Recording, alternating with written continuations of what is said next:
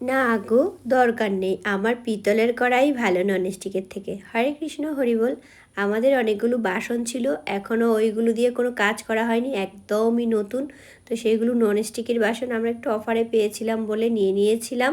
অনেকগুলোই dinner set, তারপরে অনেকগুলো ননস্টিকের অনেক রকম, ছোট ছোট বাটি মতো অনেক রকম। তো যেগুলো যেগুলো ব্যবহার করা হয়েছে সেইগুলো আর নিচ্ছি না, যেগুলো একদম নতুন এখনও খোলাই হয়নি সেখান থেকে কিছু কিছু জিনিস আমি জগন্নাথের জন্য নিয়ে নিচ্ছি। এই যে দেখো, এখনও ইনটেকই আছে, এগুলো কখনো খুলিনি।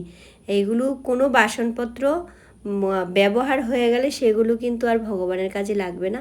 আর ননস্টিকি দিয়ে ভগবানের রন্ধন করা যায়, অসুবিধা নেই, যদি নতুন থাকে, শুদ্ধ থাকে। তো আমি ভাবলাম যে আমার জগন্নাথের সংসার নতুন, আর এরকম নতুন বাসনপত্র কিছু আছে, তাহলে সেগুলো নিয়ে দেখি।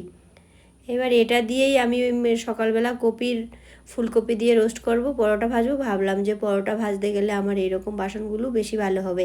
আর আমার তো একটা অফার ভিডিও আসছে মশলার উপর, তো এটা দিয়ে বিরিয়ানি করব, নিয়ে যাচ্ছি।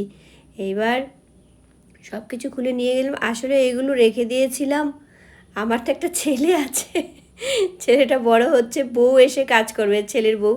তো আগে এইরকমই কিছু চিন্তাভাবনা ছিল, ছেলের বউ এসে কাজ করবে, রেখে দিয়েছিলাম।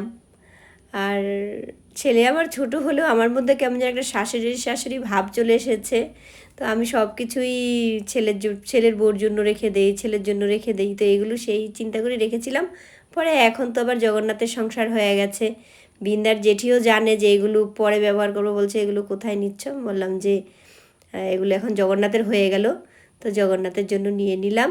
এইবার আমার জগন্নাথের ঘর তো উপরে, এইটা কিন্তু আগে জগন্নাথের ঘর ছিল না।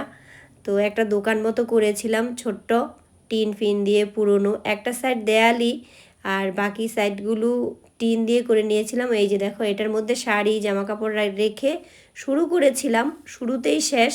তো ভালো হয়েছে, দোকানটা করাতেই হয়তো জগন্নাথকে নিয়ে উপরে চলে আসছি। জগন্নাথ পরে আসছে, আগে ঢাকনা টাকনা দিয়ে দেখছি। এটা একটা দিয়ে পরোটা ভাজবো, একটা দিয়ে কপির রোস্ট করবো। এবার দেখছি যে কপিগুলো হবে কি হবে না। আর ঘর থেকেই বাইরে একদম সুন্দর পরিবেশ দেখা যায়, খোলা, ইচ্ছে করলে নিচে নামাও যাবে, হাত পা হয়তো ভেঙে যাবে। তো ফুলকপিটা আগে ভেজে নেব।